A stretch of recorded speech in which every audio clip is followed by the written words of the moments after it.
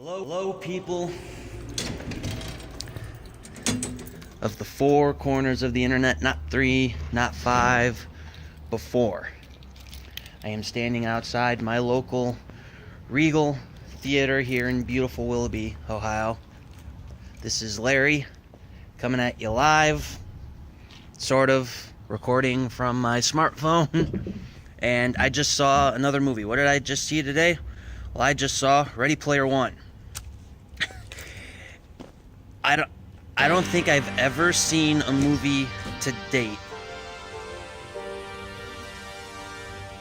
that was as accurate as the trailer makes it look.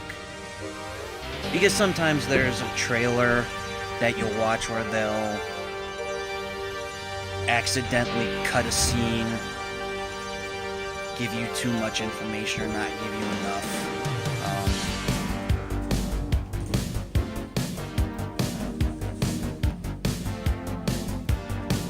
They'll add in some music that they'll eventually later get rid of because it didn't sound right or something. The trailer is sometimes, if nothing else, premature and is filled with information that doesn't always necessarily need to be there or whatever. But this is probably the first time that I've seen a trailer that accurately represents the movie. It almost seems as though they waited until the movie was officially done and completed to sit there and say, okay, let's take the finished product that we have now and let's take the little bits and pieces that we like and turn it into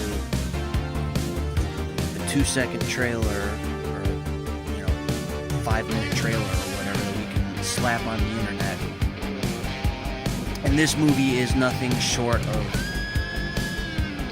awesome, number one, nostalgic, number two, and has a meaningful purpose that actually, for someone like myself, it kind of makes you tear up a little bit at the end. But it is, if nothing else, a modern day 80s film that sort of takes place in the future, but is revolved around something that we have today. We have VR headsets today. Samsung, I think, was the first to come out with it. And in this alternate reality, people wear them along with a fully functioning bodysuit that they can use to enter a massive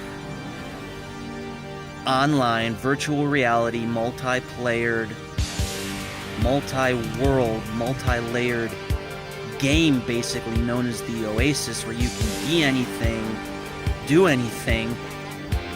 You can, they explain it in the beginning of the movie, and all of a sudden the creator, the person who designed the game, says, I'm dead, but you can win the game, and if you win the game, there's a prize, and at the end of the game, the prize is that you take over control of the entire Oasis. And it's not like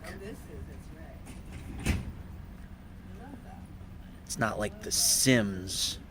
It's not like playing World of Warcraft or, The Elder Scrolls. No, it's every single conceivable pop culture related item all rolled into one. They have the Iron Giant. They've got the car from Back to the Future. They've got the guys from Halo. They've got references to Star Wars, Jurassic Park. They've got the original Atari cartridge games. They've got songs from the 80s. They finish with You Make My Dreams Come True by Hall & Oates. Like, what the hell? It's a fantastic, nostalgic film, and it's nice because it's the stuff that I can relate to. I was born in the 90s, but even still, there's some of that stuff that I can sit there and look at and go, I know what this means, and I know how much this relates to me. There's references to The Breakfast Club, Fast Times at Ridgemont High, Tab. And then at the end, like I said, it gets a little teary-eyed at the end because, don't want to give it away, but they say, I the guy's like, the guy who created, he's like, I created the Oasis so that I could escape the real world because I had a tough time being social and making friends. But at the same time, that also helped me to realize that the real world is, in fact, the realest place ever, because it is. That's why it's called reality. It is real. Um, the editing was great. Like, I mean, basically 90% of the movie is CGI, but because it's such a fast-paced, high intensity movie, you're not even really noticing that it's all CGI, because that's kind of the point. You're expecting it, and it doesn't lag in texture in the least bit. The songs are picked correctly to keep it going. It doesn't slow down in the least bit, and there are scenes that take place in the real world, which is nice that they have that balance between the two, with an actual storyline behind it, that you're not just sitting there going, oh, they're just playing a game and somebody's eventually going to win or lose. No, it's more like it's more about paying attention to the real world and what you have around you, and appreciating things for what they are and all that good stuff. Now, supposedly I found out, today's Sunday, Easter, April 1st, I found out either yesterday or the day before that there was apparently a book written about this. And then after scrolling through my Facebook, I found out that it was, or would be, a bad idea to read the book before seeing the movie, so that's probably a good thing that I didn't read the book in the least bit.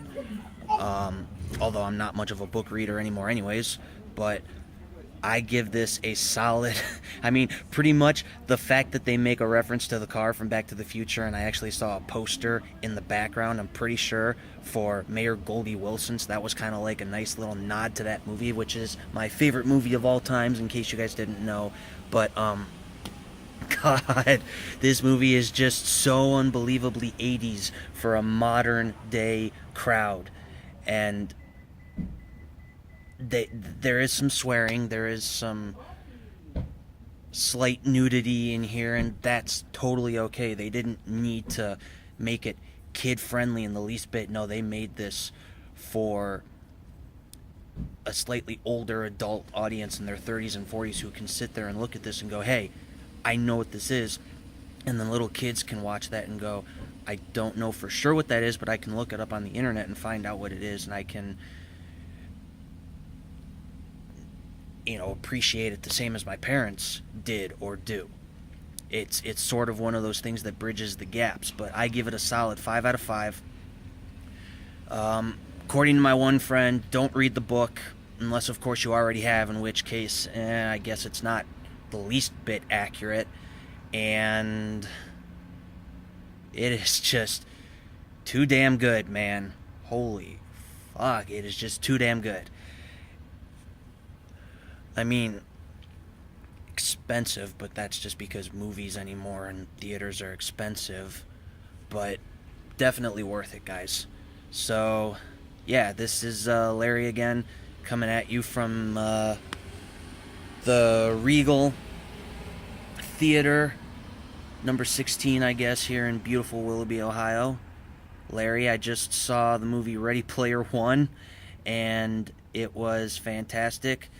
Down below, down there, wherever, let me know what you think. Like, share, comment, something, anything. And I'll see you somewhere in the four corners of the internet, alright? Bye, guys.